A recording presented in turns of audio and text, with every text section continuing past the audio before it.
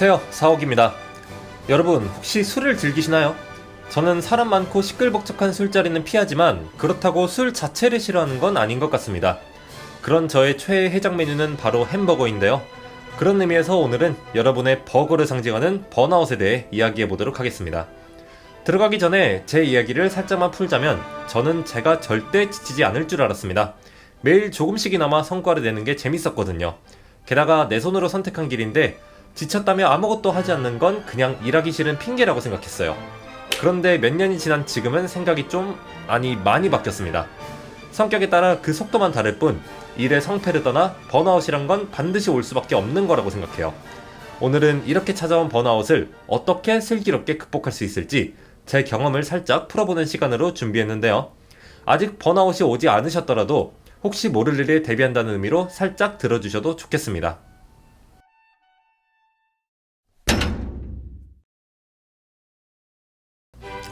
네, 저는 의과대학 소속입니다.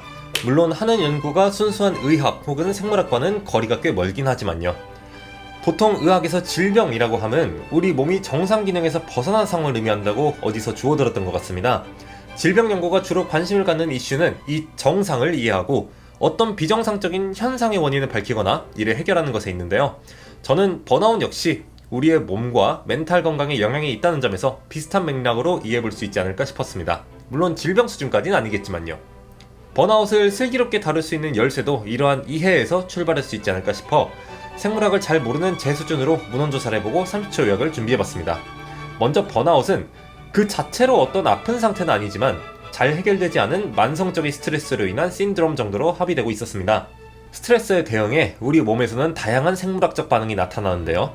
그중 주요한 두 가지 시스템으로 자율신경계, 특히 교감신경계의 작용과 특정 경로로 나타나는 코티솔 호르몬 작용이 있다고 해요.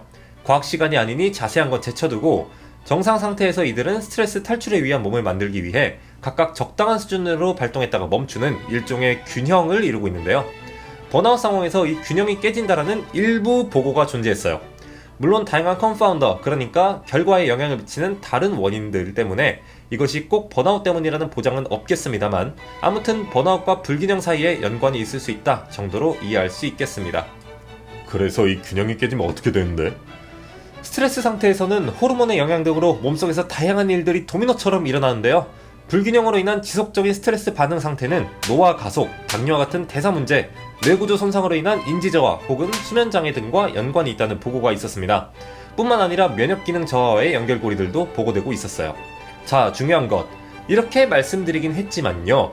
전체적으로 제가 찾아본 번아웃 관련한 생물학적인 메커니즘은 서로 충돌되는 관찰도 있었던 만큼 명확하게 인과관계가 밝혀진 건 아니었어요. 위에 나열드리긴 했지만 저 연구들은 특정 집단에서 수행한 다른 질병 연구에 비해 상대적으로 적은 수의 연구들이기 때문에 어디서 봤는데 번아웃이 이렇대처럼 진리로 받아들이시면 조금 위험할 수 있습니다. 다만 제가 말씀드리고 싶은 건 번아웃 상황에서 우리가 느끼는 피로 혹은 불안 상태가 단순의 의지 문제 내지 기분 탓만은 아닐 수 있다는 거예요. 실제로 가능한 과학적 설명들이 있었기 때문에 이와 같은 연구 결과들이 존재했을 테니까요. 그러니 우선 나 요즘 몸이 좀 안 좋은데 번아웃이 왔나? 자체를 하나의 현상의 문제로 받아들이는 게 중요할 것 같습니다. 제가 생각하기엔 이게 번아웃 극복의 첫 단계인 것 같아요. 제가 참고한 리뷰 논문은 영상 설명란에 출처를 달아둘 테니 필요하시다면 참고해주세요. 자, 그렇다면 지가 번아웃이 왔다는 걸 인식한 사옥이라면 이걸 어떻게 다뤄나갈까요?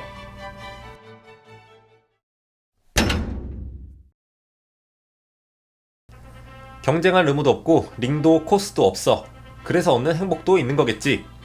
일본의 밴드 오피셜 히게단디즘의 50%라는 곡입니다. 남의 속도에 맞춰 항상 100%로 달리다 지치지 말고 우리 속도에 맞게 잘 헤쳐나가자 라는 의미를 담고 있어요. 자, 이 채널에서 지금 제 얘기를 듣고 계신 대다수 분들께서는 아마 대학원생이실 거예요. 혹시나 그렇지 않더라도 현상에 지쳐 썸네일을 보고 위로를 받고자 한번 눌러보신 거겠죠. 일단 번아웃이 왔다는 건 뭔가 다 타버렸다는 거잖아요. 다 타지 않으려면 연료가 좀 더 들어와야겠죠. 지금 이 스크립트를 쓰면서 다시 생각해보니 저는 연료 관리를 위해 한 3가지 방법을 쓰는 것 같습니다. 먼저 저는 전략적 쉼을 사용합니다. 보통 평일에는 잠에 들기 직전까지 야근을 하든 공부를 하든 운동을 하든 무언가를 위해 달리고 있는 저는 일주일에 단 하루, 주말 같은 날을 온전히 미타임으로 쓰는 것 같은데요. 앞으로 나아가기 위해 뭐라도 해야 한다라는 생각에서 벗어나 정말 잉여 같은 삶을 사는 거죠. 밤에서 하루 종일 드라마를 보거나 대학로 조용한 카페에서 멍 때리면서 지나다니는 사람들의 착장을 구경하거나 친한 친구를 만나 몇 시간 동안 아재 개그 배틀을 한다든가 뭐 이런 전혀 의미 없는 짓을 합니다. 제가 굉장한 내향인이라서 예시가 이렇지만 아무튼 순수하게 스트레스를 받지 않는 일이라면 뭐든 좋은 것 같아요. 오늘 잠시 멈춰있는 만큼 내일 더 빠르게 달리면 된다라는 생각인데 50km로 2시간을 달리나 100km로 1시간을 달리나 결국 도착지는 같잖아요. 오늘 하루 리프레시 한다고 지구가 멸망하는 것도 아니고 계속 하기 싫은 일 붙잡아봐야 어차피 똑바로 하지도 않을 테니 차라리 온전히 쉬자는 생각입니다. 두 번째는 작은 성취감 만들기입니다. 네, 저를 괴롭히는 본업 말고 평소에 다른 자잘한 소일거리들을 같이 하는 거예요. 사실 저 같은 경우는 이 유튜브 영상을 만드는 것도 여기에 해당돼요. 또 다른 걸로 저는 공연 관련한 취미도 하나 하고 있는데 한 번씩 결과물이 나오면 그 기억으로 또 얼마간 힘을 받는 것 같습니다. 걔들도 어차피 일이니까 똑같이 지치는 거 아니냐? 라고 하실 수도 있겠는데요. 저는 번아웃을 연료를 태우는데 성과가 나질 않아서 뭔가 교착 상태에 빠지는 것이라고도 생각하거든요.